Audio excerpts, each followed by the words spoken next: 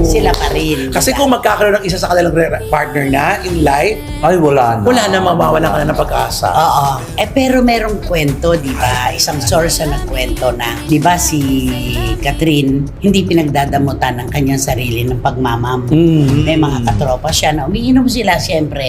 Di ba? May mga pagkakataon daw talaga na umiiyak si Catherine at sinasabi niya talaga na si DJ pa rin ang mahal niya. Oo, di ba? Nakakakilig. Malungkot yung kwento, pero nakakakilig. Diba? Siyempre si 11 years ba naman na... Hindi talaga Hindi mawawala. ka nang Hindi biro mawawala yun eh. yun. Oo. No joke ang 11 years. Yes, diba? kaya dapat ituloy na lang nila para maging 12, 13, 14. Si Daniel kaya, si Catherine din kaya sa palagay mo? Palagay ko, siguro nung unang salvo ng paghiwalay nila. Pero siguro, alam mo naman kasi yung lalaki. Di ba kasi yung lalaki, di ba katulad yan, lalaki, mangliligaw sa isang babae. Di ba pagka yung nagpakipot pa yung isang babae, sasabihin niya lang, ay dito muna ako sa may gusto, May gusto sa akin. Pwedeng magpalipat-lipat. Babalikan na lang kita pagka yung... Pero ang babae kasi, pag kung sino yung mahal niya talaga, doon siya eh. Ay, oo. Ganun Totoo, yun eh. totoo. May loyalty yung babae. Pero kapansin-pansin lang, walang gaanong proyekto ngayon si Catherine, ano? Ay, oo nga.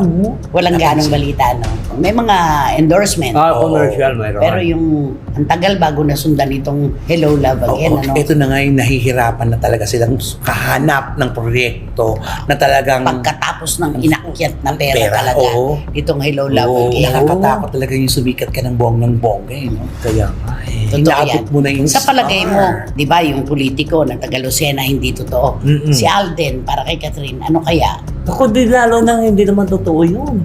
Ano ba pagkapaniwala? Kasi, di mo ba, kitang-kita naman at mga nagtatanong din mga fans na bakit after na itinalabas yung pelikula eh, doon? Bigla wala na. Wala nang Wala ayuda. na. Ano sa palagay mo ang pagtingin ni Catherine kay Alden? Ay, tingin ko siguro ang tingin lang ni Kuya. Di ba sinabi yan naman yun? Kuya, kapatid. Oh, Kapatid?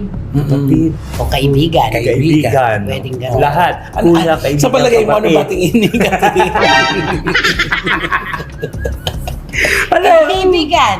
Okay. Oh, nagkataon lang talaga kinagat yung kanilang team up. ano? Napakaganda nun. Oo. Pero kung sa mga kolokyal na salita, di ba siyempre, hi sister! This is my sister. Di ba sa mga kolokyal ko minsan mga ganon? Hindi naman. Oo, di ba sa mga... Pag parehong babae, Sisters. sisters, ganon. Pero pag babae tsaka lalaki, ano lang yan, friends. Hindi, ay di ba kung minsan nga may mga usapan na na kasi di ba mayroon nga isang actor na nagalit, di ba kasi yung manager niya tinatawag sa bakla, di ba? O kaya ganun yun, para ganun yun siguro mga biruan ng ganyan. O, di ba siguro? Oy, bakla! Oo, di ba mga ganyan? Oy, sister, di ba? Kahit na babae, kahit lalaki. Kahit tawag lalaki bakla. tayo. oo. Hindi naman gagawin ni Catherine kay Alden yun. Oo. Ay, matino naman si Catherine. Oy, bakit sinabi mo? Saan ang galing yung kwento mo? Ang galing sa kwento mo. Oo. Ikaw talaga?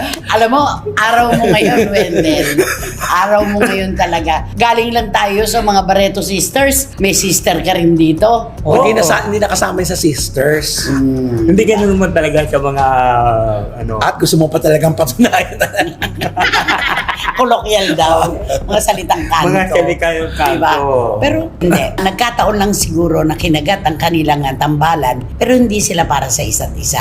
Pero ang daming naniwala Super. Sa totoo lang. oo. Pati nga tayo pinilig noon. Billion na nga ang naniwala. Oo. Paano pa yan? Oo, di ba? Talagang gumastos sila para lang Patunayan. alam na alam nila kasi na magkatuluyan si Alden at si Sana. Sana yung project nga nila. Di ba ang daming proyektong nababanggit Oo. sila yung susunod na magkasama sa isang Pero too teleserye. close pa yung panahon. Oo. Kasi kailan lang ipinalabas yung Hello Love Again, di ba? Pero dapat ka kung talagang magpa-partner siya ngayon na.